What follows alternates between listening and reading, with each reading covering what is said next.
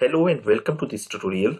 If you want to determine a time period, Excel offers many ways to help. Today we will learn about it all in detail in this tutorial. It will help you organize and manage your tasks more effectively and meet your deadlines efficiently. First of all, we are going to start with the DATEDIF function in Excel. The DATEDIF function in Excel is designed to calculate the difference between the two dates in years, months, or days. This function corresponds to the time unit that is requested. Like for example, in the syntax, we will refer to the years, months, or days. The important thing about this function is that we can use it for the financial analysis, project planning, age calculation, and other scenarios in which we need to determine the time period between the two dates. First of all, we will learn the syntax of the DATEDIF function. As you can see, the syntax state DATEDIF start date, comma, end date, and units. In this sheet, you can see that I have the start date, end date, and the units that we can use in this function, and here in this cell we will get different results of this function. So for example, I am going to write equal DATEDIF bracket start, and first I have to select the start date. Then I will provide comma and select the end date and put another comma, and then I will give the unit y and then close this bracket and press enter. So here you can see that the difference between these two dates is 2 years. Another thing to notice is that it is only calculating the difference between the years, ignoring the months and days. Then if I drag it down to apply this formula all across these different dates, we get different results. If we put m in the units, it means that we are using the difference in complete months. Like here you can see that the complete difference between the two dates is 27 months.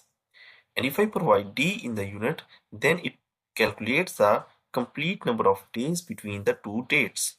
If we want to calculate the difference in days, ignoring months and years, so because we are using the same day 4 and 4 and there is no difference in the days, therefore it is only providing us 0. And for the next date, if I use the ym code in the unit, then it's mean that we want to calculate the difference in months and I will ignore the days and years. So the difference between the January and April is 3. And if I use the unit code yd in the function, then it means that I will calculate the difference in days ignoring the year. So here you can see that from 6 January to 6 April, the difference is 91 days. In the syntax, we can use all these units and calculate the customized results using this function as per our need. Now we will go through some limitation of this function. This function always rounds month down to the nearest whole month, as well as the DATEDIF function only calculates the complete year, as we can see in the above example, that sometimes it ignores the months and sometimes it ignores the years. So therefore, we have a new function which is the simplest version of the oldest function of DATEDIF function, that is called the days function. The days function returns the number of days between the two dates. The syntax of this function is days, end date, comma, and the start date. So here's the example and we will learn how we can apply it. So for example, if I write equal and then write days, bracket start, and first we select the end date, comma, start date, close this bracket and press enter. So here you can see that in between these two dates, the total number of days is calculated over here. Another thing you can notice that if the start and end date is reversed, the answer is in negative. And the simplest answer is the total number of days between the two dates. It will not calculate any number of weekends or holidays between the two dates. So this is the main limitation of this function, that the days function return all days between the two dates. To calculate working days between the dates, we use the network days function. Now we will learn that what is this network days function is. So the network days function actually calculates the number of working days between the two dates, and it automatically excludes weekend, that is Saturday and Sunday, and we can also optionally exclude a list of holidays that we supply to it in the form of dates. The syntax of this function is network days start date, end date, and the optional holidays. So here's the example, right? Equal network days, select this function, then I have to provide the start date, comma, end date, and if I simply close this bracket and press enter, it will take default Saturday and Sunday as holiday and calculate the total working day between these two dates from the January 1st, 2024 to 30th January 2024 as 22 working days. And similarly, I can apply this. You can see that there is no weekend, therefore it has calculated the answer as 5 and do not exclude anything from these two dates. Now the limitation of the network days function is that it automatically excludes both Saturday and Sunday. If we want to customize the weekend and schedule it, then we have to use a flexible function, that is the NETWORKDAYS.INTL function.